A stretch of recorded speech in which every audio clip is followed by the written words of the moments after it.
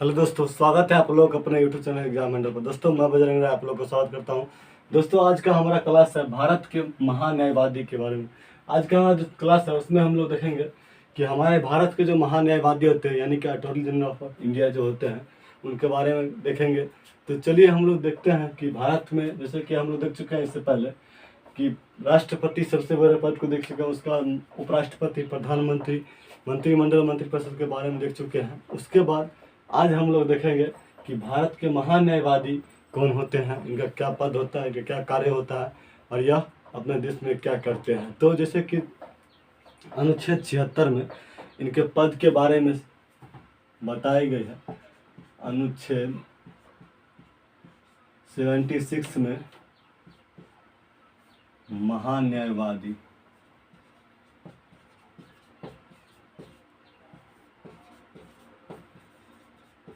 का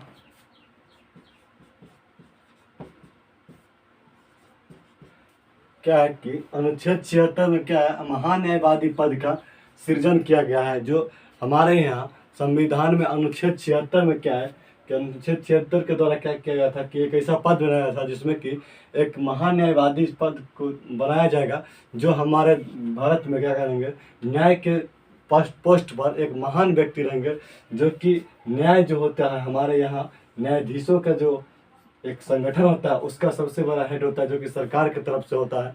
वह यहाँ पर पूरे भारत में जो सेंट्रल लेवल पर कोई न्यायवादी होता है वह किस अनुच्छेद के द्वारा होता है, वहाँ पर क्या होता है कि अनुच्छेद 76 के द्वारा यहाँ पर इनका पद का सृजन किया जाता है। तो महान न्यायवादी जो होता है उनका चुनाव क्या होता है, अनुच्छेद 76 में उनका सृजन किया गया है। उसी अनुच्छेद के द्वारा इनका क्या होता है कि पद के बारे में बताया गया है। तो चलिए इसके बाद हम देखते हैं, जैसे कि देख लीजिए कि सबसे पहले यहाँ पर क्या होता है कि सरकार होते हैं। सरकार कौन होते हैं, जैसे कि मान लीजिए कि अपने यहाँ वर्तमान में जिस तरीका के शासन यहाँ चलती है, तो यहाँ पर क्या होता है कि सरकार के रूप में यहाँ पर प्रधानमंत्री होते हैं। प्रधानमंत्री के मतलब जितना भी संगठन होता है, मंत्रिपरिषद जो भी होती है, वहाँ पर क्या होता है कि राष्ट्रपति के द्वारा यहाँ पर क्या होता है, मंत्रिपरिषद का चुनाव किया जाता है।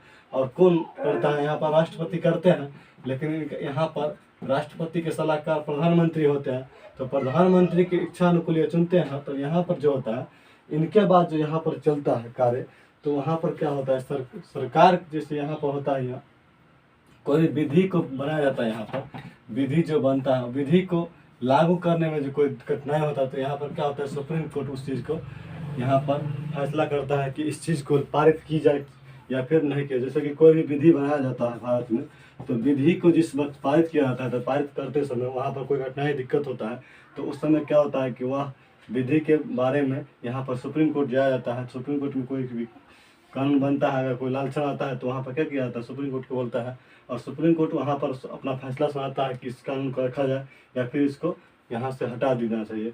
तो उस समय क्या होता है कि यह तो हो गया, यहाँ पर होता है अगर कोई विरोधी दल या फिर कोई भी यहाँ पर जनता, आम जनता इसको नहीं मानने के लिए तैयार होता है विधि को, तो उस समय क्या होता है कि सरकार की तरफ से यहाँ पर एक महान न्यायवादी का चुनाव होता है। महान न्यायवादी का चुनाव होता है, जो यहाँ पर क्या करते हैं, सरकार की तरफ से एक वकालत करते हैं। वहाँ पर होता है वही व्यक्ति जो होते हैं जो कि केंद्रीय स्तर पर होते हैं, वहाँ पर इस तरीक़ा से सरकार के द्वारा उनका चुनाव होता है। उसके बाद क्या होता है, जैसे कि देख लीजिए कि यहाँ पर महान्यायवादी होते हैं। महान्यायवादी के भारत के जो होते हैं वह कौन होते हैं, भारत के सब प्रथम व्यक्ति जो भी विधि के मानने में होता है, भारत के प्रथम विधि के व्यक्ति होते हैं। यानी कि कहने का तात्पर्य यह होता है कि जो व्यक्ति महान्यायवादी पद पर होते हैं वह भारत के जो भी कानून होते हैं उस कानून को सृजन करते हैं। जैसे कि मान लीजिए कि यहाँ पे जो भी हमारे यहाँ संविधान बनाया गया, उस संविधान को पारित जिस समय की जाती है, पारित करते समय जो भी कठिनाई आता है, यानी कि जो भी फैसला होता है या फिर जो भी कानून बनता है अपने यहाँ, उस कानून को यहाँ पर सही है गलत है उसका क्या करता है फैसला यहाँ पर कौन करते हैं, महान्यायवादी ही करते हैं। और महान्यायवादी किस, अब उसके बाद यहाँ पर होता है एक चीज़ पूछा जाता है कि महान्यायवादी का चुनाव यहाँ पर कौन करते हैं। तो सबसे पहले हम लोग यहाँ पर देखते हैं कि महान्यायवादी का चुनाव कौन करते हैं। तो चलिए हम लोग देखते हैं कि महान्यायवादी का चुनाव यहाँ पर कौन करते हैं।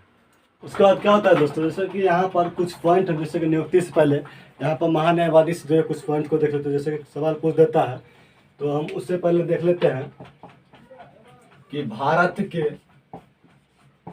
प्रथम विधि अधिकारी होते हैं। यहाँ पर अटॉर्नी जनरल जो होते हैं, यानी कि भारत के महान्यायवादी जो होते हैं, वह भारत के प्रथम विधि अधिकारी होते हैं। जैसे कि पूछ देगा कि अटॉर्नी जनरल, मतलब यहाँ पूछेगा कि भारत के प्रथम विधि अधिकारी कौन होते हैं, तो भारत के प्रथम विधि अधिकारी यहाँ पर अटॉर्नी जनरल होते हैं, यानी कि भारत के महान्यायवादी होते हैं।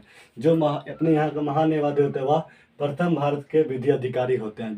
जो भी हो यहाँ पर उनका नाम लिखा रहता है। और उसके बाद क्या होता है, जैसे कि देख लीजिए कि यह भारत सरकार का, यानी कि केंद्र सरकार का सलाहकार होते हैं। सलाहकार होते हैं। भारत के महान्यायवादी जो होते हैं, अटॉर्नी जनरल जो होते हैं, वह क्या होता है कि केंद्र सरकार का सलाहकार होते हैं। यानी कहने का तात्पर्य होता है, जैसे कि यहाँ पर मान लीजिए कि यहाँ पर प्रधानमंत्री जो होते हैं ये केंद्र सरकार होते हैं, और केंद्र सरकार जैसे कि राष्ट्रपति इनडायरेक्टली रूप से काम करते हैं, यहाँ पर प्रधानमंत्री जो होते हैं वह डायरेक्टली रूप से काम करते हैं। तो इनका जो ये जो विधि बनाते हैं, क्या है कि यह कार्यपालिका के हेड होते हैं, और कार्यपालिका के मेंबर होने के कारण यह विधि बनाते हैं यहाँ पर। तो विधि बनाने के बाद क्या होता है कि उस विधि को यहाँ पर प्रधानमंत्री जो भी होते हैं, जैसे कि यहाँ पर ऐसा नहीं होता है कि जो भी प्रधानमंत्री होते हैं वह यहाँ पर पूरा कानून को जानते होंगे, यहाँ पर सारे कानून के बारे में उनको ज्ञान होना चाहिए। ऐसा नहीं होता। अपने यहाँ भारत में क्या होता है कि जो भी नेता होते हैं वह नेता, ऐसा कोई कहीं पर प्रावधान नहीं है कि आप ये डिग्री करके रहेंगे तभी आप यहाँ पर चुनाव लड़ सकते हैं और नहीं तो नहीं लड़ सकते। यहाँ पर अपने यहाँ क्या होता है कि अगर आप नहीं भी पढ़े लिखे हैं, अगर आपके वहाँ पर बहुमत है, आप वोटिंग में आपके बहुमत हो रही है, तो वहाँ पर क्या होगा कि आप प्रधानमंत्री या किसी भी पद के लिए चुने जा सकते हैं। तो उस समय क्या होता है कि यहाँ पर जो व्यक्ति होते हैं सरकार के रूप में, वह सरकार के रूप में उनको तो विधि के बारे में ज्ञान रहता नहीं है, 100% तो उनके बारे में यहाँ पर नहीं बता रहता है।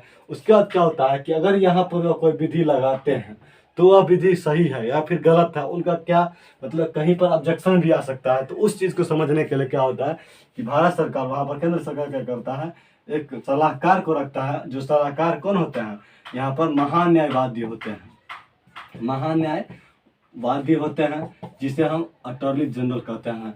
यही व्यक्ति होता है जो कि सरकार को यह सूचना देता है, मतलब सरकार को यह जानकारी देता है कि आप जो यह कर रहे हैं सही है या फिर गलत है। यानी कि इन्हीं से सलाह लेकर के कोई भी सरकार महान्यायवादी से ही लेकर के सलाह लेते हैं कि आप जो बताइए कि इस चीज़ को हम यहाँ पर प्रेरित कर रहे हैं, क्या यह चीज़ सही है या फिर गलत है।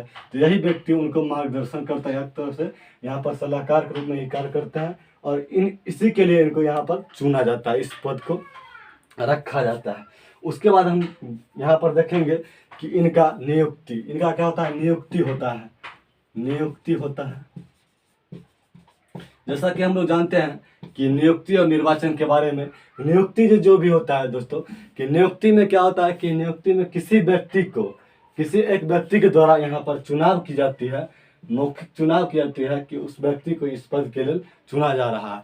जैसे कि अगर मान लिया जाए कि अगर निर्वाचन के बारे में बोला जाता है, निर्वाचन के बारे में, तो निर्वाचन में क्या होता है कि यहाँ पर देखा जाता है कि जब भी कोई व्यक्ति निर्वाचन में, यहाँ बोला जाता है निर्वाचन में क्या होता है, वोटिंग होता है। जनता के द्वारा, आम जनता के द्वारा यहाँ पर वोटिंग होता है, और वोटिंग करने के बाद किसी एक व्यक्ति को वहाँ पर किसी एक पद पर क्या किया जाता है, भेजा जाता है। यहाँ पर वो नहीं होता, यहाँ पर क्या होता है जैसे कि राष्ट्रपति यहाँ इनका नियुक्ति करते हैं।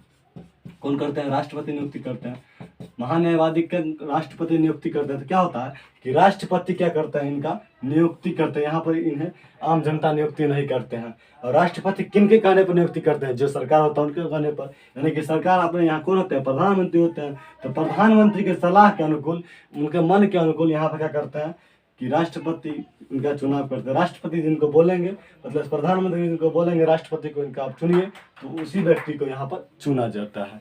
तो इस तरीक़ा से इनका चुनाव होता है, नियुक्ति होता है। उसके बाद क्या होता है, जैसे कि नियुक्ति तो होता है, लेकिन सरकार के यहाँ पर क्या होता है, मन अनुकूल होता है कि आपको इस व्यक्ति को चुनना है। जैसे कि प्रधानमंत्री बोलेगा कि आप इस व्यक्ति को चुनिए, तो क्या करेंगे, राष्ट्रपति इनको चुनते हैं। उसके बाद क्या होता है दोस्तों, जैसे कि देख लीजिए इनका कार्यकाल के बारे में बोला गया।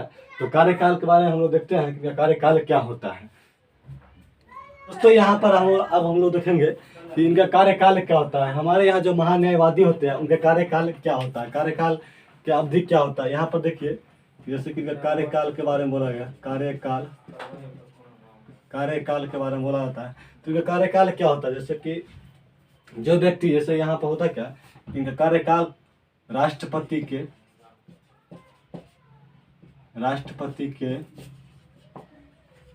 प्रसाद पर्यंत के रूप में होता है। जैसे कि देख लीजिए यहाँ पर क्या होता है कि जो भी ये जो हमारे शब्द है प्रसाद पर्यंत, ये इस चीज़ में क्या होता है, जैसे कि इसको हम लोग पीछे भी देख चुके हैं कि राष्ट्रपति के प्रसाद पर्यंत के रूप में होता है। तो राष्ट्रपति जो, जैसा कि यहाँ पर कहने का तात्पर्य होता है कि राष्ट्रपति जब इनको चाहेंगे यहाँ अपने पद पर से हटा सकते हैं। जैसे कि इनका कोई कार्यकाल की कोई अवधि नहीं है, इनका कोई अवधि नहीं है कि आप 5 सालों के लिए, 10 सालों के लिए, 20 सालों के लिए, यहाँ पर इनका कोई अवधि नहीं है कि आप 2 साल या 1 दिन, इसका कोई भी यहाँ पर अवधि नहीं बनाया गया है। जब चाहेंगे राष्ट्रपति इनको अपने पद से हटा सकते हैं या फिर जब चाहेंगे तो दूसरे व्यक्ति को यहाँ ला सकते हैं। यानी कि यहाँ पर सरकार के अनुकूल इन व्यक्ति को रखा जा सकता है। कहने का तात्पर्य हुआ कि जैसे कि यहाँ पर प्रधानमंत्री होते हैं, प्रधानमंत्री इनको सलाह देंगे कि यह व्यक्ति मतलब सरकार के खिलाफ चल रहा है या फिर सरकार के, जैसे कि यहाँ पर कहने का तात्पर्य होता है सरकार के अनुकूल कार्य कर रहा है नहीं कर रहा। जैसे कि जो भी होता है कानून अपने यहाँ संविधान के अनुकूल यह व्यक्ति कार्य कर रहा है कि नहीं कर रहा। अगर संविधान के खिलाफ काम कर रहा है तो यह व्यक्ति बोलेंगे राष्ट्रपति को, और राष्ट्रपति क्या करेंगे, इनको अपने पद से हटा देंगे यहाँ पर। इसीलिए इनको बोला जाता है कि इनका कोई कार्यकाल नहीं होता है, इनका प्रसाद पर्यंत होते हैं, जो कि जब चाहेंगे राष्ट्रपति इनको हटा सकते हैं। इसीलिए यहाँ पर इनका कोई कार्यकाल नहीं बना। जैसे कि यहाँ पर एक क्वेश्चन पूछ सकता है कि हमारे यहाँ जो भी होते हैं भारत के महान्यायवादी अटॉर्नी जनरल जो होते हैं उनका कार्यकाल क्या होता है। जैसे कि पूछ देता है कि भारत के महान्यायवादी की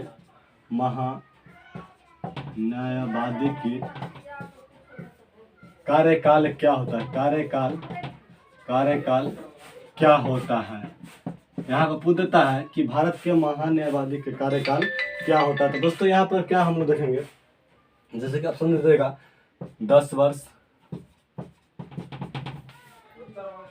5 वर्ष, उसके बाद दे देगा 3 वर्ष, और लास्ट में दे देगा यहाँ पर राष्ट्रपति के प्रसाद पर्यंत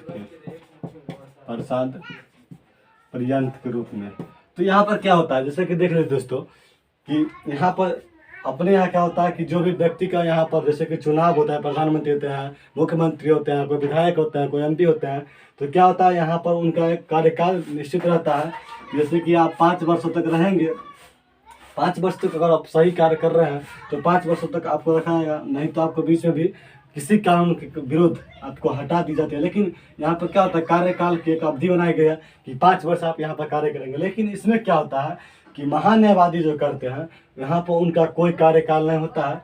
इसीलिए यहाँ पर इनका जैसे कि होता क्या एग्जाम में बचा जाता है और यहाँ पर क्या होता है कि 5 वर्ष में टिक लगा देता है, जो कि यहाँ पर गलत हो जाता है। ऐसा नहीं है, यहाँ पर यह होगा कि राष्ट्रपति के प्रसाद पर्यंत के रूप में होता है। जैसे कि राष्ट्रपति जब चाहेंगे, यानी कि राष्ट्रपति के मन अनुकूल जब इनको चाहेंगे रख सकते हैं, जब चाहेंगे इनको हटा सकते हैं। तो यहाँ पर क्या होता है कि महान्यायवादी का कोई कार्यकाल का अवधि नहीं होता है। तो इस तरीके से इनका कार्यकाल के बारे में हम लोग जान चुके हैं।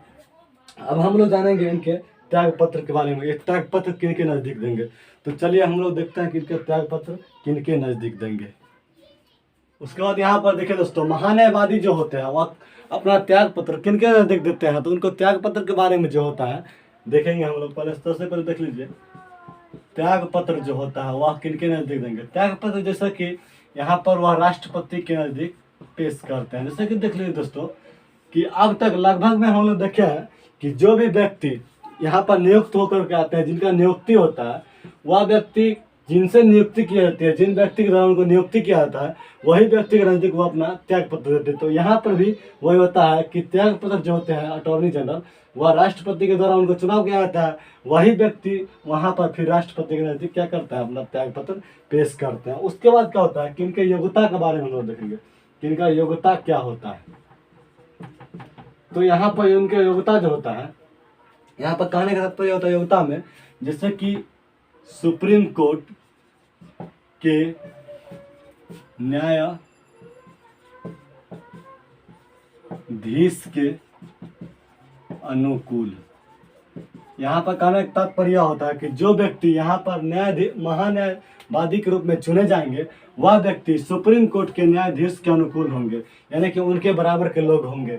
यहाँ पर जैसे कि जो भी व्यक्ति, जैसे कि देख लीजिए, जो भी व्यक्ति यहाँ पर अटॉर्नी जनरल के रूप में चुने जाते हैं, वह विधि विशेषज्ञ होते हैं, विधि विशेषज्ञ होते हैं। कहने का मतलब यह होता है कि जो व्यक्ति यहाँ पर चुने जाते हैं वह विधि के, यानी कि जो भी कानून होता है उसके विशेषज्ञ होते हैं। यहाँ पर आम लोग तो जान सकते हैं, जो जिनके बारे में, जिनको कानून के बारे में पता ना होता है, वह व्यक्ति यहाँ पर जाकर क्या करेंगे, वही व्यक्ति यहाँ पर रहते हैं जिनको कानून के बारे में पता रहता है। जो व्यक्ति कानून के विशेषज्ञ होते हैं वही व्यक्ति यहाँ पर जाते हैं और अपना जो भी यहाँ पर कार्य होता है करते हैं। तो यहाँ पर जैसे कि देख लीजिए, महान्यायवादी जो होते हैं, महान्यायवादी वह व्यक्ति बन सकते हैं, जैसे कि यहाँ पर 2 कंडीशन रखा गया है कि उस कंडीशन को जो व्यक्ति फॉलो करता है उसी व्यक्ति को यहाँ महान्यायवादी के रूप में चुना जाता है। पहला कि 5 वर्ष, कम से कम 5 वर्ष के लिए वह हाई कोर्ट के जज होना उनको अनिवार्य है। वही व्यक्ति यहाँ पर क्या होगा कि महान्यायवादी के रूप में चुने जाएंगे। पहला कंडीशन है कि वह कम से कम 5 वर्ष के जज होना अनिवार्य है, 5 वर्ष हाई कोर्ट में वह जज रह चुके होंगे, वही व्यक्ति यहाँ पर क्या होगा, महान्यायवादी के रूप में चुने जा सकता है। दूसरा कंडीशन यह है कि जो व्यक्ति 10 वर्ष के लिए, कम से कम 10 वर्ष के लिए हाई कोर्ट में वकील रह चुके होंगे, यानी कि जो व्यक्ति कम से कम 10 वर्ष के लिए हाई कोर्ट में क्या होंगे, वकील रह चुके होंगे, वही व्यक्ति यहाँ पर महान्यायवादी के रूप में चुने जा सकते हैं। उसके बाद क्या होता है दोस्तों, यहाँ पर क्या होता है कि कुछ यहाँ पर पॉइंट रखा गया है महान्यायवादी से, जैसे कि देख लीजिए, इनके पॉइंट में आता यह है कि जो व्यक्ति यहाँ पर महान्यायवादी होते हैं वह किसी भी सदन के सदस्य नहीं होते, जैसे कि संसद वगैरह होता है, वह व्यक्ति संसद के सदस्य नहीं होते हैं। क्या होता है, वह व्यक्ति किसी भी सदन का सदस्य नहीं होते हैं, सदन का सदस्य नहीं होते हैं। यहाँ पर क्या होता है कि जो भी व्यक्ति यहाँ पर महान्यायवादी के रूप में होते हैं वह व्यक्ति किसी भी सदन का सदस्य नहीं होते हैं, यानी कि यहाँ पर सदस्य जब वह नहीं होते हैं तो इसमें क्या होगा कि वोटिंग वह नहीं कर पाएंगे, वोटिंग का कार्य इसमें नहीं कर पाएंगे। जैसे कि जो भी सदस्य होते हैं, यानी कि संसद के या किसी भी सदन के जो भी सदस्य होते हैं, तो वहाँ पर क्या होता है, जो भी उसमें आंतरिक वोटिंग होता है उस वोटिंग में वो व्यक्ति भाग लेता है, लेकिन यहाँ पर क्या होता है, यह व्यक्ति वोटिंग में भाग नहीं लेता है, यानी कि वहाँ का सदस्य नहीं रहता, वोटिंग में भाग नहीं लेंगे। बट इनका कुछ कारण है जहाँ से वह, इनके पास क्या होता है कि बहुत शक्तियाँ होती है, उस शक्तियाँ को क्या करते हैं, यूज करते हैं। यहाँ पर वह व्यक्ति संसद के सभी बैठकों में क्या होंगे, बैठकों में अपना राय रखेंगे, उनको वहाँ पर बोलना रहता है, वह बोल सकते हैं। और क्या होगा कि वह व्यक्ति क्या होगा, हर एक मतलब बैठकों का यहाँ पर राय रख सकते हैं। वो जो भी, यानी कि जितना भी एक संसद का कार्य होता है, जितना भी एक संसद का मतलब ताकत होता है, यानी कि शक्ति होता है, उस शक्ति का प्रयोग यहाँ पर महान्यायवादी कर सकते हैं। बट एक ही कारण होता है यहाँ पर कि वह वहाँ का मेंबर नहीं होते हैं, जिसके कारण वहाँ पर वह वोटिंग नहीं कर पा सकते हैं। यानी कि सारा कार्य संसद के अनुकूल ही करेंगे, बट यहाँ पर केवल वोटिंग नहीं करेंगे, क्योंकि वह वोटिंग इसलिए करेंगे वहाँ के वह सदस्य नहीं होते हैं। वोटिंग इसीलिए करेंगे क्योंकि वह सदस्य नहीं होते हैं। बस यहाँ की एक ही कारण होता है कि वह सदस्य नहीं होते, जिस कारण वह वोटिंग नहीं कर पाते। बाकी सारा क्या होता है कि वह संसद के अनुकूल ही कार्य करता है। तो दोस्तों, आज की क्लास में हम लोग इतना देखे कि महान्यायवादी की क्या शक्तियाँ होती है, उनका नियुक्ति कौन करता है, और वह व्यक्ति कौन बन सकते हैं महान्यायवादी के रूप में। भारत के सबसे बड़ा पद अगर विधि के रूप में होता है तो वह महान्यायवादी का होता है। तो इसके जो भी छोटे छोटे यहाँ पर क्वेश्चंस बना है उसको हम लोग देखे हैं। कल हम इसके बारे में देखेंगे कि इनका जो भी ऑब्जेक्टिव क्वेश्चन हमारे मतलब एग्जाम में पूछा जाता है उसको हम लोग देखेंगे। चलते हैं, मिलते हैं नेक्स्ट वीडियो में, तब तक बेस्ट ऑफ लक।